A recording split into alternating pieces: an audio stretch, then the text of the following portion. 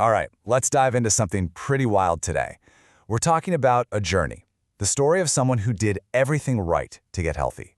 But here's the twist. That very pursuit of wellness was actually what was making her sick.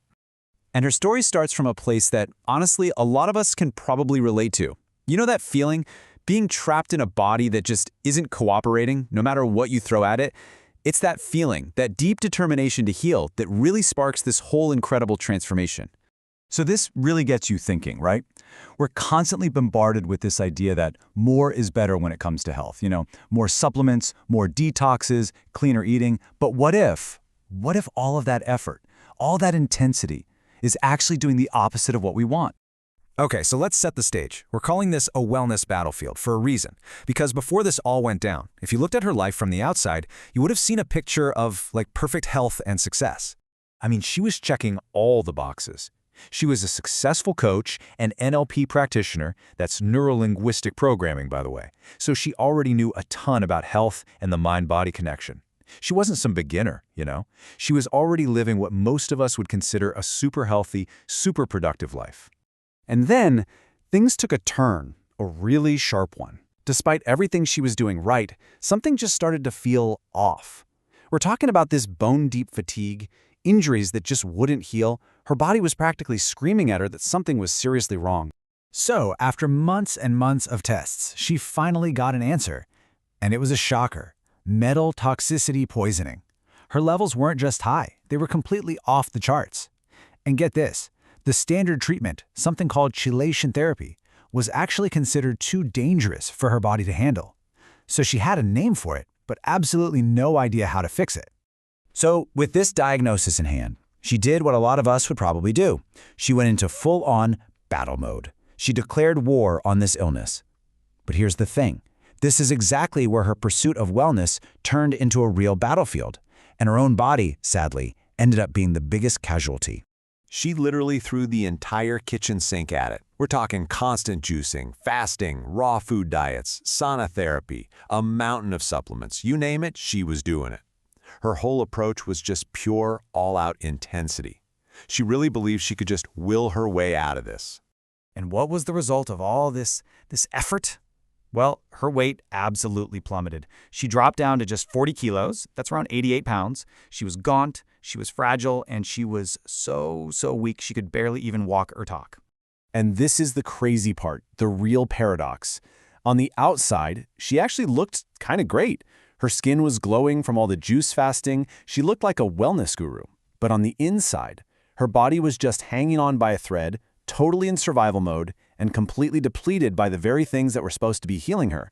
Okay, so after hitting absolute rock bottom, something had to give. And it did. A huge, crucial shift happened. She had this revelation that her entire approach was just wrong. The real path to healing wasn't about more extremes. It was about something completely different. The breakthrough wasn't some magic pill or secret detox protocol. Nope, it was a complete and total shift in her mindset. She finally let go of that need to have perfect control over everything, and instead, she started to embrace the messy, imperfect, real process of finding balance. And you won't believe what the solution was. It was so counterintuitive. I mean, after years of cutting out every single thing she thought was bad for her, she discovered that things like beer, mustard, and pickles, yeah, those things, were actually exactly what her body was crying out for. So why was that? Well, it's pretty simple when you think about it. All those extreme detoxes had basically stripped her system bare. And these fermented foods, they were like a gold mine for her gut. They were packed with probiotics, the good bacteria that are so crucial for your immune system, your overall health, and even your mood. But here's where the story gets even deeper. As her physical health finally started to stabilize, she realized healing wasn't just about what you eat. In that intense, all-consuming fight to just survive, she'd completely lost sight of some other really important parts of her life. So she started asking herself these big, fundamental questions. Why do I even want to get well? What am I living for? She realized that getting better couldn't just be about not being sick anymore. It had to be about living for something. And that really forced her to look way beyond just her physical symptoms. And this led her to basically rebuild her life from the ground up, around 3 totally new pillars. First up, purpose. She reconnected with her passion for coaching and helping people. Second, resilience. She started building up her mental strength with tools like self-hypnosis and journaling. And third, and this is a big one, joy. She started making a real effort to create joy, seeing it not as some luxury, but as an absolutely vital nutrient for a full life. So one of the really powerful tools she used for building that resilience was visualization. And it's actually a pretty simple technique, but it's so profound. You basically just start with a really clear intention of what you want. Then, you engage all your senses to make it feel as real as possible. And finally, you just repeat it again and again to literally start rewiring your brain to accept that new reality. And look, this isn't just some wishful thinking stuff. It's actually backed by the fascinating science of epigenetics. The biologist Dr. Bruce Lipton explains it like this. Your thoughts and your beliefs are like a broadcast, sending signals to your body that can literally tell your genes to turn on or off. I mean, if that's not the ultimate proof of the mind-body connection, I don't know what is. So, when we zoom out, what's the big lesson here? What's the takeaway? Well, it's a complete reframing of what wellness even means. It's not some destination you finally arrive at or a finish line you cross. No, the key takeaways from her story pretty much flip the whole modern wellness narrative on its head. It's about choosing consistency over pure intensity.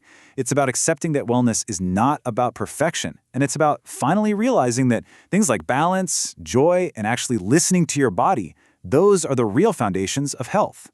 And you can really see the whole arc of her journey laid out, right?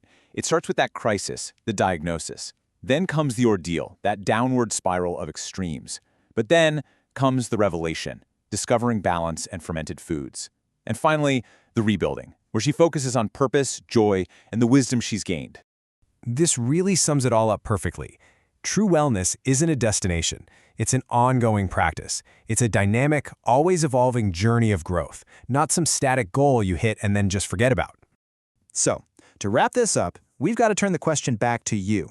Because if this story teaches us anything, is that there is no one-size-fits-all answer. It's all about stepping away from the extremes and asking yourself, what does my body, my mind, and my spirit truly need to find their own unique balance?